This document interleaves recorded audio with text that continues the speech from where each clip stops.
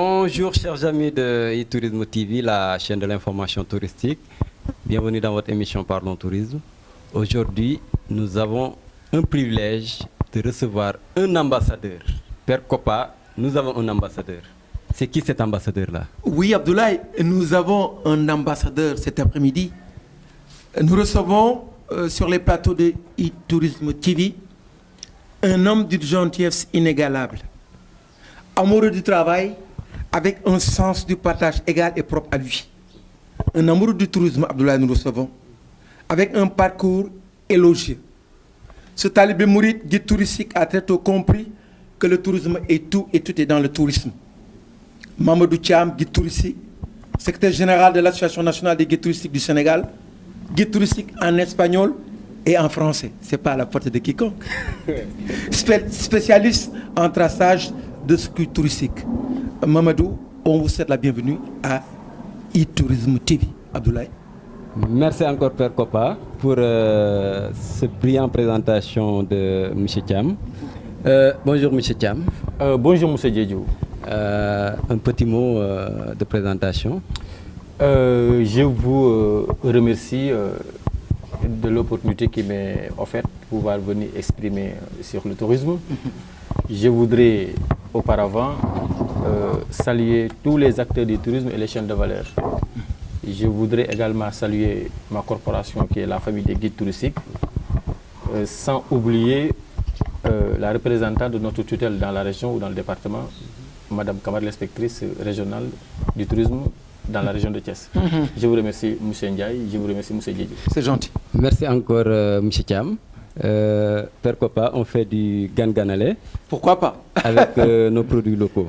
Il faut le faire. Aujourd'hui, la teranga sénégalaise, c'est quoi? Qu'est-ce que vous avez ce soir? Aujourd'hui, on a de la mangue, c'est la période des mangues, donc on va goûter les jus de mangue.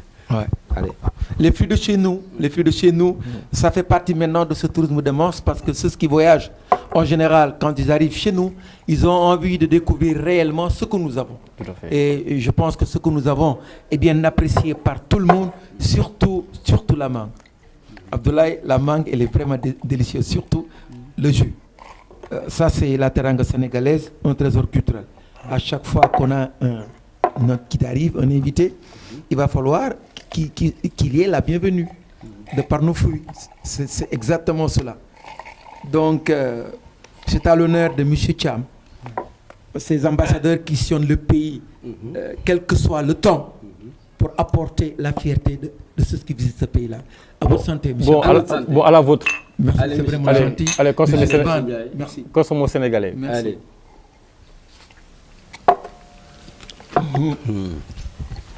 Mais, M. Kopa, Oui, Abdoulaye. c'est de la mangue, mais on sent un goût de gingembre en bas. Justement. On va laisser notre professionnel, notre guide qui connaît D'apprécier bien. le goût. C'est un vrai Gingembre plus mangue. Oui, c'est très délicieux. Ouais. Oui, c'est très délicieux. C'est un délice vraiment, c'est bien. Ah, c'est gentil ça. Oui, vraiment, c'est très délicieux. Je ne sais pas qui l'a préparé, mais vraiment, elle a du mérite. Chapeau pour elle ou chapeau pour lui. On a une association de femmes transformatrices, en l'occurrence, on va dire son nom aujourd'hui parce qu'à chaque fois elle nous donne ça, Madame Marem Ndiaye, qui est une voisine et qui nous donne ça gratuitement chaque fois. Donc on la félicite et on la remercie d'avance. Mais Père Kopa, Oui. encore on revient sur les vertus de ce produit. Il est très bon, il est très bon. Aujourd'hui, je me dis souvent, il faut pratiquer cette activité autrement. J'aurais préféré, même au niveau des hôtels, dans toutes les structures d'hôtellerie et autres, qu'il y ait ces jus. Il faut changer un peu la carte, faire connaître à ceux qui nous viennent, par exemple, ce qu'on a de chez nous. C'est important, surtout la mangue mélangée du gingembre. C'est vraiment délicieux, comme il a bien dit, le guide touristique. Okay. Ouais. Monsieur Thiam, on va un peu revenir sur ce fruit. Oui. Qu'est-ce que vous dites par rapport à la promotion de nos produits locaux? Oui, je crois que c'est très important. Ça, c'est Made in Sénégal, hein, parce que c'est de chez nous. Voilà. Des fois, on part dans un hôtel, on nous présente la quiche Lorraine, alors que le client n'a pas besoin de la quiche Lorraine. Ouais. On est préféré jus de mangue, ou jus de bissap, ou jus de bouille. Pourquoi pas? Voilà, parce qu'il est venu pour découvrir. Qui dit tourisme dit découverte. Découverte, effectivement. Donc, chapeau à Madame Ndiaye, vraiment le jus est très délicieux et nous le remercions au fond du cœur. Ouais, mais vraiment. Père Kopa, je te laisse faire le ganganalé de M. Thiam. Ouais. Votre première question par rapport à notre hôte, notre ambassadeur qui est là devant nous. Voilà, Ganganale, Teruteral Gungejor, comme on dit. Aujourd'hui, nous avons un ambassadeur en face de nous. Il sillonne le Sénégal, il apporte de très bonnes choses. Combien de puits, combien d'écoles, il a participé à sa construction. C'est les ambassadeurs du pôle touristique. On ne peut pas imaginer développer ce tourisme sans eux, parce que quel que soit le temps, ils remplissent convenablement le travail. Voilà pourquoi on les nomme des ambassadeurs qui sont sur place. Mais ma première question pour M. Thiam, c'est quoi un guide touristique? Quel est son travail? Oui, Moussa Ndiaye, merci de m'avoir posé cette question. Je serai très ravi de vous répondre. Souvent, on dit que le guide touristique est un savant dosage. Un savant dosage, ouais, extraordinaire. De récits historiques et d'anecdotes. Mais moi, je vais aller plus loin parce que je dirais que le guide touristique est le maillon important dans l'exécution d'un contrat qui lie les professionnels du tourisme et le client. Pourquoi? Parce qu'il est en contact permanent avec ces derniers. Ah, c'est important ça. Voilà, donc c'est lui qui est au cœur du dispositif. Au cœur du dispositif? Tout à fait, il est au cœur du dispositif le guide touristique. Et aujourd'hui, oui, allez-y. Parce qu'il exécute le contrat qui lie les professionnels du tourisme et les clients. Pourquoi il l'exécute? Parce qu'il est en contact permanent avec ces derniers. Ah oui, tout à fait. Il a raison. C'est ceux qui sont à l'aéroport. À l'arrivée, c'est ce qui repartent à l'aéroport au départ de la clientèle. Ils sont au début et à la fin de tout processus touristique. C'est important. Et il a dit un mot très important. Lequel? C'est au moment où les agences, les tours opérateurs, les agences de voyage communiquent avec les clients. Eux, ils ne sont pas là. Mais dès que la connexion est faite, c'est le guide qui arrive. Eux qui arrivent. Donc un rôle très important. Dans le tourisme sénégalais. Vous avez parfaitement raison. Mais M. Thiam, aujourd'hui, en tant que professionnel, quelles sont les bonnes qualités d'un guide? Comment il doit se comporter? Oui, tu sais, le guide joue le rôle d'interface et de médiation. Voilà, entre les professionnels du tourisme, les populations autochtones et la destination Sénégal. C'est la raison pour laquelle, d'ailleurs, on le qualifie d'ambassadeur. C'est exactement cela. Oui, tout à fait, absolument. Vous êtes partout dans le pays? On est partout dans le pays. On sillonne le pays 24 heures sur 24. Vous n'avez pas de destination à choisir ou autre? C'est un programme. On n'a pas de destination à choisir. C'est un programme qui est libellé. C'est un programme qui est fait et qu'on doit respecter à la lettre. C'est exactement cela. Abdoulaye, M. Thiam, qu'on a en face de nous, c'est le secrétaire général de l'association des guides touristiques du Sénégal. Est-ce que vous pouvez un peu revenir sur cette association? Quand est-ce qu'elle est créée et pourquoi vous l'avez créée? Quels sont vos objectifs? Oui, d'ailleurs, l'association nationale des guides touristiques a été créée à la mairie de Mbour, la salle de délibération de la mairie de Mbour. De Mbour, voilà, avec les Abombou, avec des anciens qui étaient là. D'ailleurs, jusqu'à un passé récent, c'est Mody Wele qui était le président, après qu'il a rendu sa démission. Donc, on a eu Cyril Lo comme le président intérim et moi, je suis le secrétaire général. Voilà, on est composé de plus de 540 guides à travers tout le pays. Avec 540 guides 540 guides. Dans tout le Sénégal? Tout à fait. Et avec de différents pôles. Pôle Casamance, pôle Pays Bassari, Kédougou, Saint-Louis, Delta du Sine Saloum, Bourg, Thiès, pôle Dakar et aussi pôle Diourbel. Donc il y a 6 pôles. C'est important ça. Et c'est une association qui regroupe tous les guides professionnels du Sénégal. Du Sénégal. Ouais. Vous parlez, vous avez ratissé large. Absolument. On a ratissé large, on se parle, on a des panels, on se communique. Bon, des fois, il y a des divergences, mais on se comprend, c'est normal. Pourquoi pas? Voilà, dans tout groupe, c'est comme ça. Absolument, tout à fait. Vous avez raison. Voilà, c'est ça. Mais c'est une association, on peut dire, dynamique. Et bientôt, on va procéder au renouvellement des instances. Ah, c'est important ça. Voilà, la base, on va renouveler le bureau national. On va renouveler aussi les bureaux des 6 pôles, des différents pôles. Voilà. Père Kopa, je vais venir un peu sur... vous avez parlé d'association. Quel est le rôle de cette association-là? Bon, le rôle de cette association, c'est de avoir les voies et moyens pour développer le tourisme au Sénégal. Voilà. Et aussi pour que les guides, pour que le tourisme nourrisse son homme. Parce que tu sais, hein, dans certains domaines, les guides ne sont pas très bien traités ou les guides ne sont pas bien payés. Voilà. Et ça, c'est le rôle de l'association de défendre les intérêts du guide. C'est important. Et de défendre les intérêts du tourisme aussi. C'est ça. Parce que sans tourisme, il n'y a pas de guide. Bien Parce sûr. que nous, on dépend directement du tourisme. Je reviens encore pour allez-y, dire, allez-y, vous avez une association qui fait la promotion de la destination. Vous avez un rôle très important dans le secteur touristique. Mais quelles sont vos relations avec les autorités en charge du secteur touristique? Oui, tu sais, hein, nous, les autorités ne peuvent pas parler du tourisme sans parler des guides. Oui, bien sûr. C'est pas possible. On est souvent invité quand il y a des réunions, quand il y a des séminaires, quand il y a des ateliers de formation, on est souvent invité. On vous écoute. Oui, je crois qu'il pouvait plus nous écouter en nous associant dans les voyages de promotion touristique. Pourquoi comme dans les salons de tourisme. Une bonne idée. Tout à fait, parce que je me suis dit que nul ne connaît mieux la destination Sénégal que les guides touristiques. Oui, bien sûr. Tu vois, donc on ne peut pas vendre une destination qu'on ne connaît pas, alors que les guides, c'est un métier de terrain. On est sur le terrain, donc on est le mieux placé pour savoir ce que le client veut. L'homme qu'il faut à la place qui lui convient, il a parfaitement raison, le secrétaire général. Aujourd'hui, moi, je verrai relancer le tourisme autrement, impliquer directement les professionnels du tourisme, c'est-à-dire les guides touristiques, dans les rencontres, dans les salons, amener par exemple, pourquoi pas les guides qu'ils fassent la promotion parce qu'ils sont plus impliqués que quiconque dans le pays touristique, c'est important. Mais moi, je pense que ça va venir. Aujourd'hui, cette Covid est arrivée malheureusement. Comment vous l'avez vécu en tant que guide, en tant qu'association? Oui, vous savez, Moussa Ndiaye, on a eu des problèmes en cascade depuis 2008, avec la suppression du rallye Paris-Dakar, voilà, avec l'épidémie d'Ebola qui avait frappé à nos portes. Il y avait aussi le problème du terrorisme dans les pays voisins. On a eu aussi à connaître l'instauration du visa biométrique. Oui, bien sûr. Vous voyez, donc la Covid est là. Tout ça, c'est des facteurs bloquants pour le développement de notre tourisme et qui a beaucoup impacté le secteur. C'est ça, vous avez raison. Mais M. Thiam, vous ne pensez pas qu'il va falloir peut-être penser un peu au tourisme intérieur, enrayer la basse saison par exemple, penser à nos nationaux, les directeurs de société, les députés, nos ministres, à partir du mois de mai, ouvrir une brèche par exemple, pourquoi pas un tourisme intérieur? Tout à fait. Mais tu sais, Moussa Ndiaye, c'est pas à la portée de tout le monde. Donc il faut que les hôteliers, il faut que le patronat, il faut que l'État fasse une rencontre ou quelque chose comme ça, voilà, pour diminuer les tarifs. Parce qu'il y a beaucoup de Sénégalais qui veulent aller passer les week-ends dans le delta de Sine Saloum ou au désert de Lompoul. Bon, je ne fais pas de publicité, mais ils n'ont pas les moyens de le faire.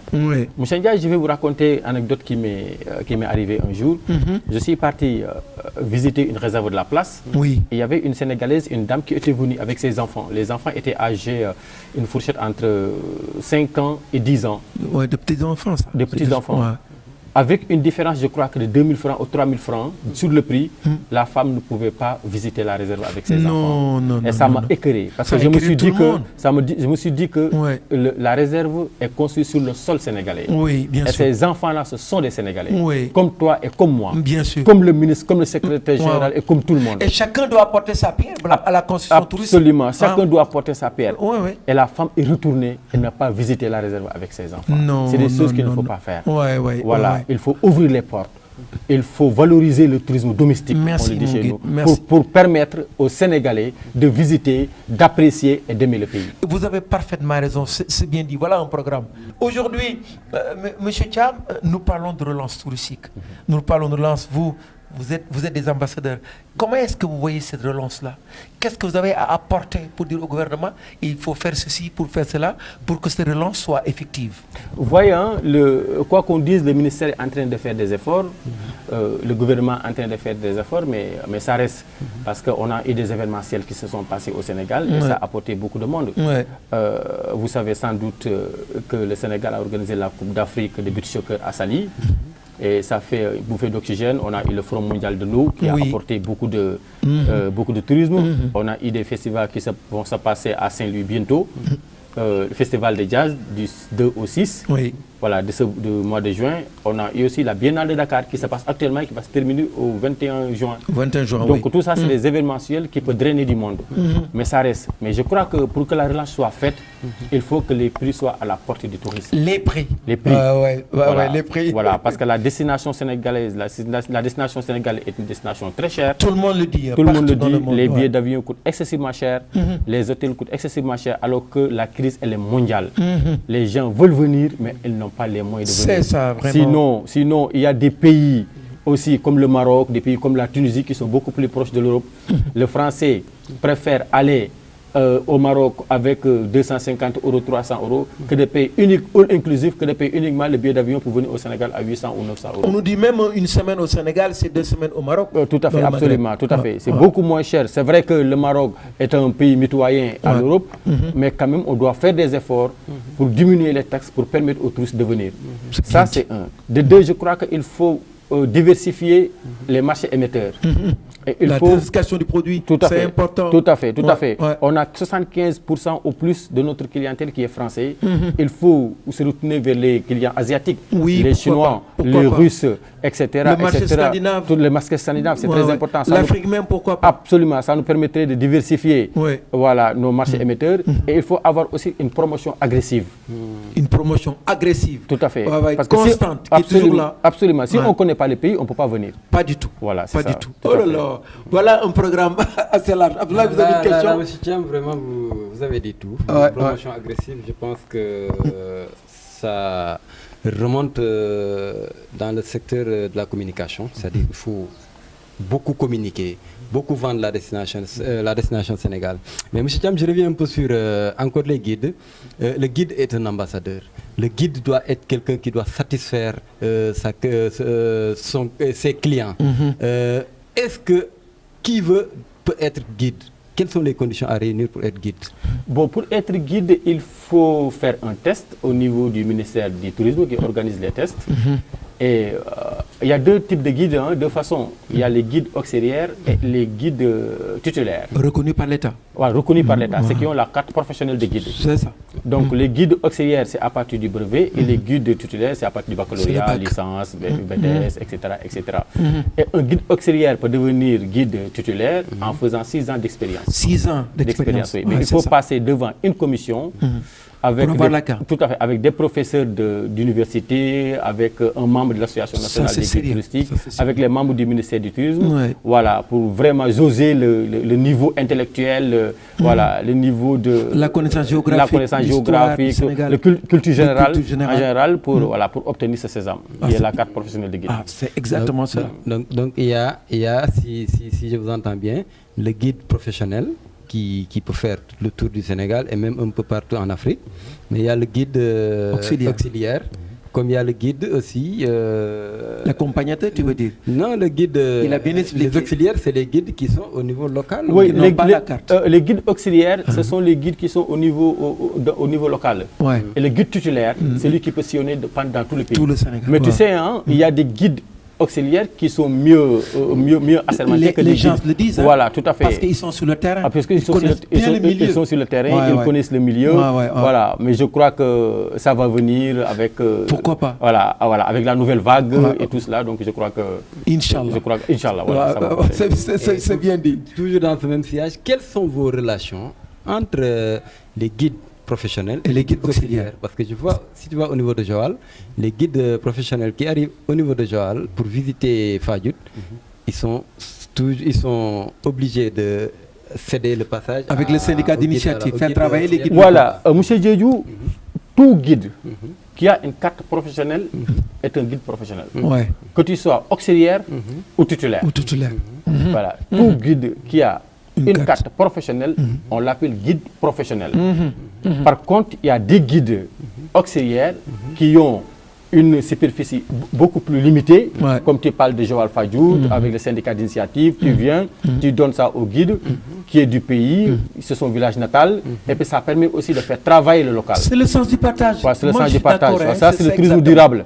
Bien sûr. Voilà, alors que le guide titulaire, il peut sillonner partout dans le pays. Justement. Voilà, c'est uniquement la différence.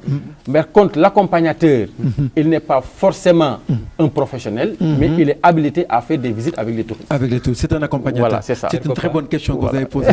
Voilà, justement. Abdoulaye, ce sont généralement les agences de voyage qui vous font travailler. De temps en temps, on nous dit que l'agence de voyage est souvent utilisateur, comme on dit. Il utilise le guide, mais au moment où il y a ce qu'on appelle la basse saison, oublie derrière le guide, et pourtant c'est le guide qui fait le travail. Est-ce qu'aujourd'hui, il y a une relation très sérieuse de travail qui vous lie entre l'agence de voyage et le guide touristique? Tu sais, entre l'agence de voyage et le guide touristique, je crois que c'est la même famille. Parce que moi qui suis guide, je peux avoir demain une agence de voyage. Bien sûr, bien sûr. Et d'ailleurs, tous ceux qui ont des agences de voyage, la plupart, c'était des guides. C'était des guides. Ouais, j'ai vu ça. C'était des anciens guides. Il a raison. Donc je crois que nul n'est plus placé qu'eux pour savoir ce que le guide, ce dont le guide a besoin. Ouais.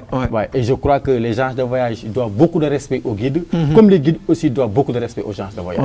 Voilà, donc c'est vice-versa. C'est un contrat moral qui les lie. L'agence doit respecter le guide et le guide doit respecter l'agent et doit respecter son travail. Bien dit. Par ailleurs, tout le problème que les guides rencontrent souvent sur le terrain, c'est qu'il y a des agences qui payent mal les guides. Il y a des guides qui sont très mal payés. Il y a des guides qui n'ont pas de presse. Il y a des guides qui n'ont pas d'embauchement. Souvent, c'est des contractuels. Souvent c'est des journaliers, et ça je crois que le ministre doit faire tout son effort, tout ce qu'il peut pour que les guides, au moins après la retraite, pour pouvoir vraiment bénéficier de sa retraite, comme le policier, comme l'enseignant. C'est bien dit. Tout à fait. Ça je crois que le ministre doit le savoir et doit lutter, vraiment, doit parler aux agents de voyage. C'est ça. Voilà, pour que le guide ait au moins après sa retraite une retraite paisible. Mais M. Thiam, pourquoi ne pas syndiquer? Pourquoi ne pas choisir une centrale syndicale qui peut défendre vos intérêts? Pourquoi pas? Tu sais, on a l'idée quand même. On a l'idée, mais avec le temps, je crois que ça va venir. Ça va venir. Voilà, on a l'idée de syndiquer, mais je ne peux pas prendre la décision tout seul. Tu vois, voilà, il y a tout un groupe qui est là. Donc, on va se parler, on va voir tout ce qu'on peut faire pour le bien-être du guide. Pourquoi pas? Il faut changer la donne. Voilà, que les guides viennent dans un syndicat national défenseur des travailleurs. De toute façon, moi, je suis là pour défendre les guides, pour défendre la corporation. Je sais, vous l'avez toujours fait. Voilà, c'est ça. C'est votre métier, vous l'avez toujours fait. Absolument, voilà. Abdoulaye, je reviens un peu encore sur M. Thiam, vous êtes guide, donc vous tracez des circuits. Le constat qui est fait, qui est là, c'est que les circuits sont toujours les mêmes depuis des années. On voit rarement des changements au niveau des circuits. Et comme je disais tout le temps, les touristes, c'est les mêmes qui reviennent. Et à force de les proposer les mêmes choses, ils préfèrent ne plus faire ces circuits-là. Il faut innover.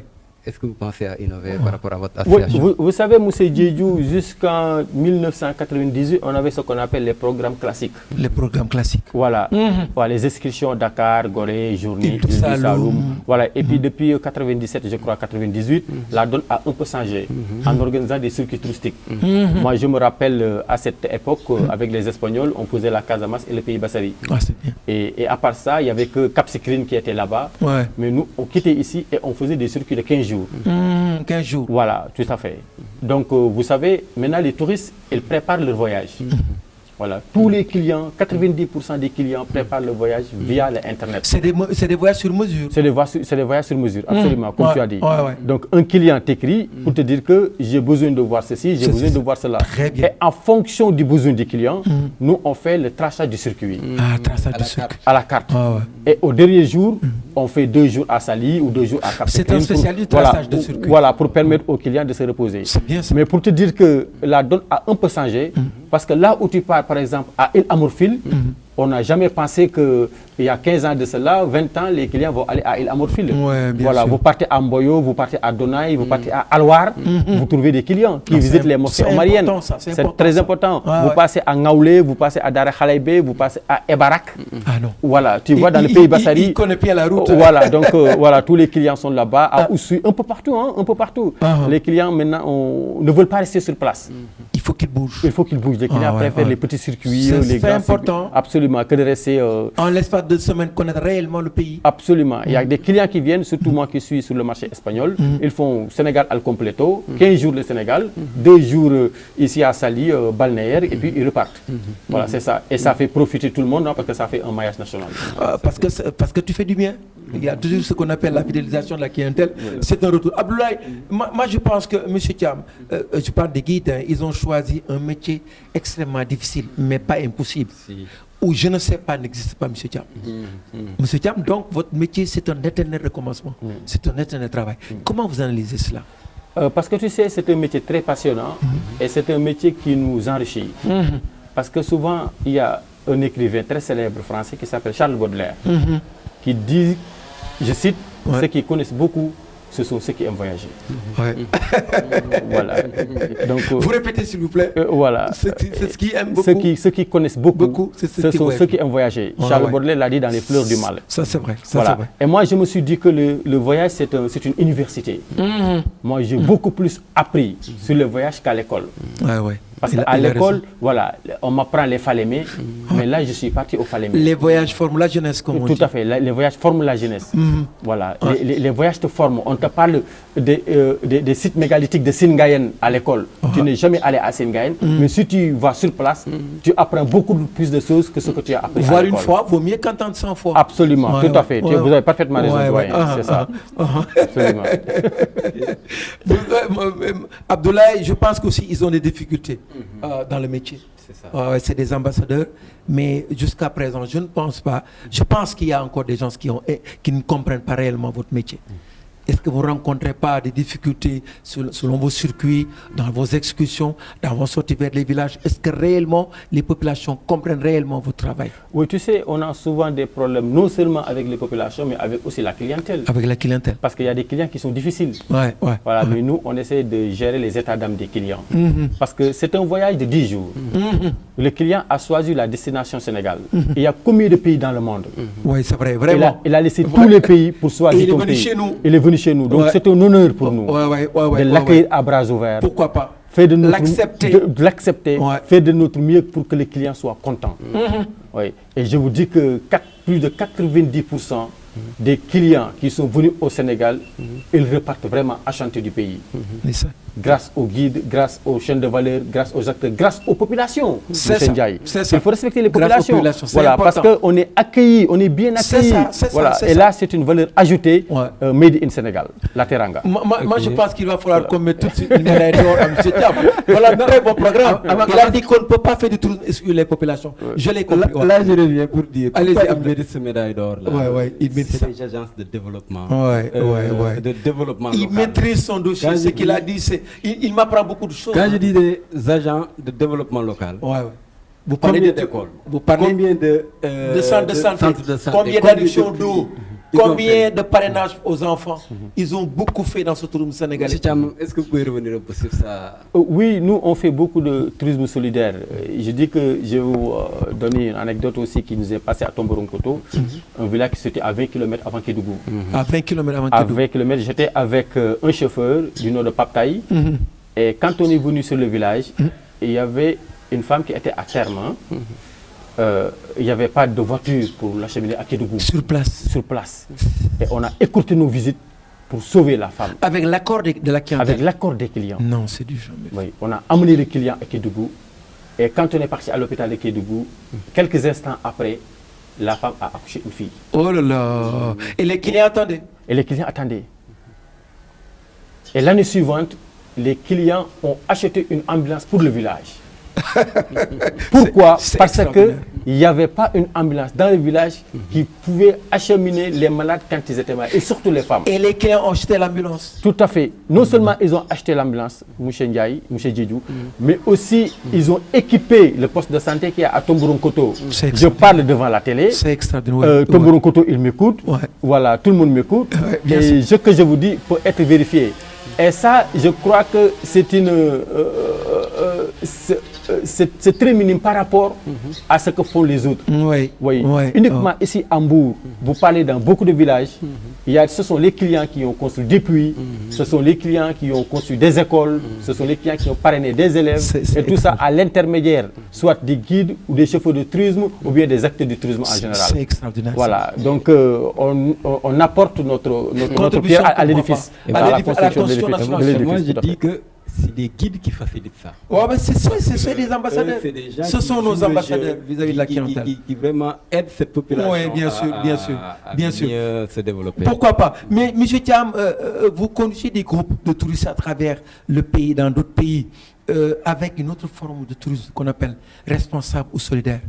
Mais c'est quoi en fait un tourisme responsable ou solidaire? Bon, un tourisme solidaire, c'est les bénéfices appartiennent directement aux villageois. Oh, c'est exactement. Aux villageois. Aux villageois, tout à fait. Par exemple, vous partez à Seleki, il y a le campement Solidario. Vous partez à Mako, il y a aussi un autre campement Solidario. Il y en a plein à Afignam, un peu partout. Il y a ce qu'on appelle les campements villageois. Les campements villageois. Ouais, les campements villageois. Ouais. Voilà, vous partez à l'île de Sipo, dans le delta de Sine Saloum, et il y a le Kër Bambou. Voilà, et tous les bénéfices qui sont récoltés, après avoir payé le personnel et toutes les dépenses, donc ça revient à la population locale. C'est une formule de tourisme rural intégré, certainement. Tout à fait, tourisme rural intégré. Et tourisme durable. Parce que aussi, Michel Ndiaye, c'est très écœurant de venir dans un village, de visiter, de partir sans rien laisser. Et qu'on sent la pauvreté. Et on sent la pauvreté. Voilà. Il faut que les retombées restent dans ces villages-là. C'est des ambassadeurs. Voilà, moi c'est ça que je crois. C'est sa pratique. Voilà, regardez-moi le travail énorme qu'ils sont en train d'avoir à travers le pays. De très bons ambassadeurs de leur pays. Donc, comme on dit, on a tellement de choses à demander. Et il a beaucoup de choses à répondre. Mais le temps nous bloque. Donc, Monsieur Thiam, vous avez un dernier mot? Oui, tout ce que je voudrais vous dire avant de terminer, c'est de vous remercier. Merci encore, M. Thiam. Merci, M. Ndiaye de Ndiaye Kopa. Chers amis qui nous suivez sur e-Tourisme TV, c'était tout pour votre émission Parlons Tourisme. À très bientôt.